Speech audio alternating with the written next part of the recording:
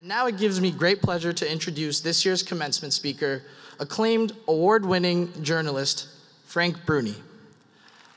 A 22-year veteran of the New York Times, he has made an impact on readers around the world through his work as a White House correspondent, restaurant critic, and columnist. As an opinion writer, he tackles complex issues in higher education and politics with his signature blend of depth, sensitivity, and wit, both providing insight and encouraging debate on some of the most important topics of our times. Also a best-selling author, he has written books on everything from George W. Bush to meatloaf. We are truly proud to have him here, and I know that just as his words inspire and challenge readers daily, they will also inspire and challenge us today. Please join me in warmly welcoming this year's commencement speaker, Frank Bruni.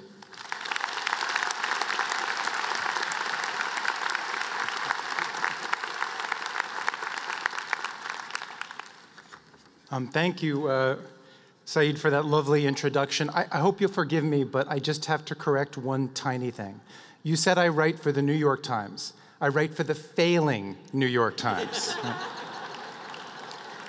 I just want to be accurate, and in the interest of complete accuracy, I'm not an op-ed columnist, but according to a certain person who met with the Pope today, and I would have loved to have been a fly on the wall there, I'm an enemy of the American people, me and my colleagues. So thank you for having me here.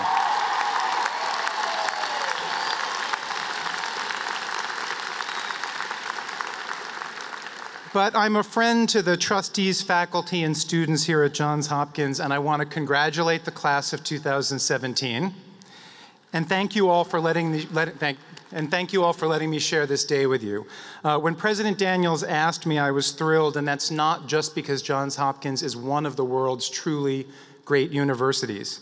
And it's not just because Commencement, which is so aptly named, is an exhilarating juncture when we all stand together at the gateway of tomorrow and celebrate the promise of what's ahead. I was thrilled for a personal reason, too.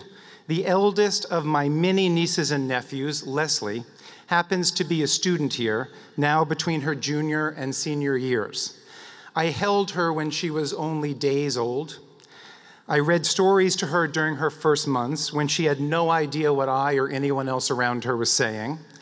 And in those first years, I showed her the ocean. I think I may have even been the one who introduced her to it during a family vacation in South Carolina. I remember her reaction, which reflected her mother's efforts to teach her some Spanish, including the word for water. Gazing at the dark blue infinity of the Atlantic, she said, "So many aguas in there."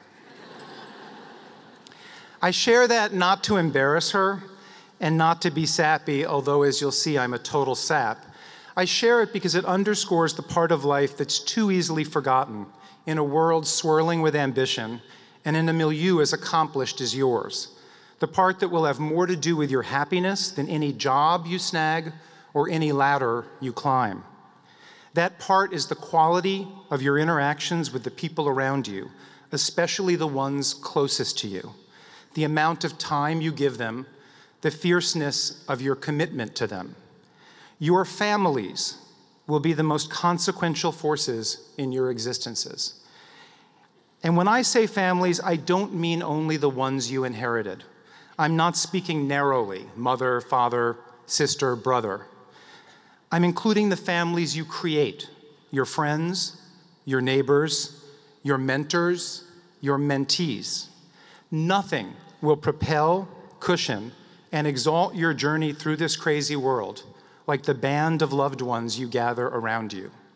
I got very, very lucky. I had this loud 4-foot, 10-inch Italian grandmother who was a font not only of love and lasagna, but of homespun wisdom, which she distilled into her favorite maxims. I'll repeat a few because they're durable pieces of advice.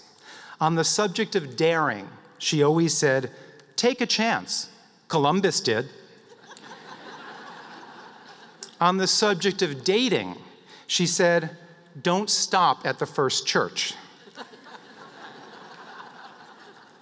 And on the subject of change, she said, "Born round, you don't die square." She didn't mean that as an excuse for resigning yourself to the way things were. She was recommending a grown-up, realistic acceptance of those circumstances that are truly beyond alteration. I have 3 wonderful siblings, including an older brother, Mark, who is so close to me in age and in spirit that I barely talked as a toddler. He did all of my communicating for me. According to my mother, I would squirm, mule, bawl, or indicate my displeasure in some comparably articulate way. And before she could press me on what I wanted and perhaps coax actual language from me, Mark would rush in to solve the riddle. He wants his blanket. He wants his book. He wants another cookie. That last translation was less a guess than a certainty. Born round, I always wanted another cookie. A few years back, when I used my op-ed column to write about my relationship with Mark and with my 2 younger siblings, something interesting happened. That column was more clicked on, more read, than anything else I've written in 6 years as a columnist. Nothing about higher education, or gay rights, or even Donald Trump mattered as much to readers. And that's because none of those subjects burrows as deeply into the soul as family does. Over 3 decades in journalism, I've had the privilege to interview hundreds of this country's most extraordinary people. And I've occasionally pulled back and asked myself, what do they teach us about a life well lived? I've noticed that the highest achievers aren't just driven, they're doing jobs so aligned with their passions that they have energy and inspiration to burn. Keep that in mind as you set your courses. But the dividing line between the achievers who are merely distinguished and those who are actually content is the richness of their lives outside of any office and away from any stage. That's the realm in which they found the laughter and the love that bring true fulfillment. It's a realm that winds up having enormous effect on public life. The kind of courtesy that is exiting our political discourse and all too often our college campuses is honed in our private interactions. Our families are the laboratories in which we nurture such strangely endangered values as compromise and mutual respect. My own extended brood includes acolytes of Sean Hannity and worshipers in the Church of Maddow, people who voted enthusiastically for Hillary Clinton, and people who voted even more enthusiastically for Trump. And we got through our Thanksgiving, Christmas, and Easter meals without a single brawl, though in full disclosure, we went through about twice the usual volume of alcohol. If I've been an even marginally effective advocate for LGBTQ rights over the years, it's because I first figured out how to make the case and how to make progress in my own family. That's true for many gay people. By illuminating our families, we illuminated the world, which is nothing more and nothing less than all of our families put together. This isn't a day for political opining, but I will say this because it's true for everyone here, regardless of party affiliation or ideological inclination. 2 years ago, none of us imagined the political landscape that we're traversing now. All of us have received a powerful reminder of how unpredictable life is, how full of unforeseeable twists and turns. When my own commencement in Chapel Hill, North Carolina happened 31 years ago, Germany was 2 countries, East and West, and a daunting wall ran through Berlin. We didn't speak of Russia, we spoke of the much larger and more fearsome Soviet Union. Music streaming services didn't exist. Pandora referred only to an ancient Greek lady who was really careless with her box.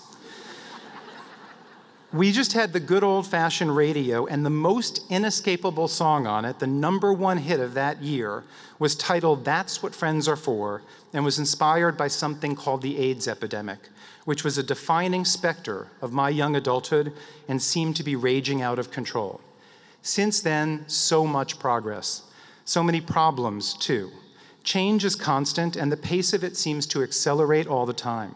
The metabolism of the news these days is insane. To step away from the computer screen or put down your smartphone for 15 minutes is to fall a dozen stories behind. And many of those stories school us in the fact that while we have some influence over our government and our leaders, that's a far, far cry from control. What we do determine completely is the way we treat the people in our lives. And in my experience, that also has immeasurably greater bearing on how we feel at the close of each day and at the curtain of each year. Within most of us, there's a conscience that's only at peace when we've behaved honorably and compassionately. Maybe that's the whisper of God. Maybe it's the imprint of evolution, and natural selection favors those in our species with a capacity for caring, and thus for inhabiting large and intricate communities. I don't know. But I'm sure of this: the tightest knots in my stomach come from the realization that I've been unkind, and the highest swells of my spirit come from the conviction that I've been tender and true.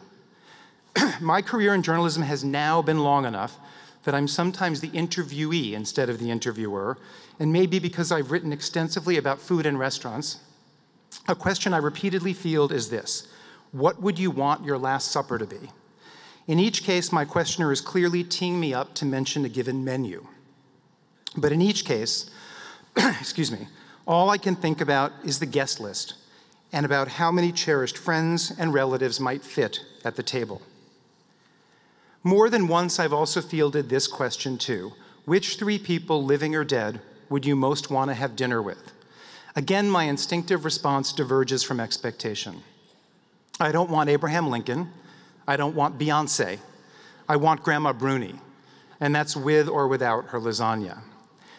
Both before you arrived at Johns Hopkins and during your time here, you cultivated relationships that are the very foundation of who you are. You'll cultivate more after you leave. Don't take them for granted. Never let them fall into neglect. The years ahead will be magical and messy, full of the very rewards that you set your sights on and of setbacks you never imagined. So many aguas in there. But there's only one smart way to sail across the ocean of your future, and that's in the clutch of people you love. Thank you and congratulations.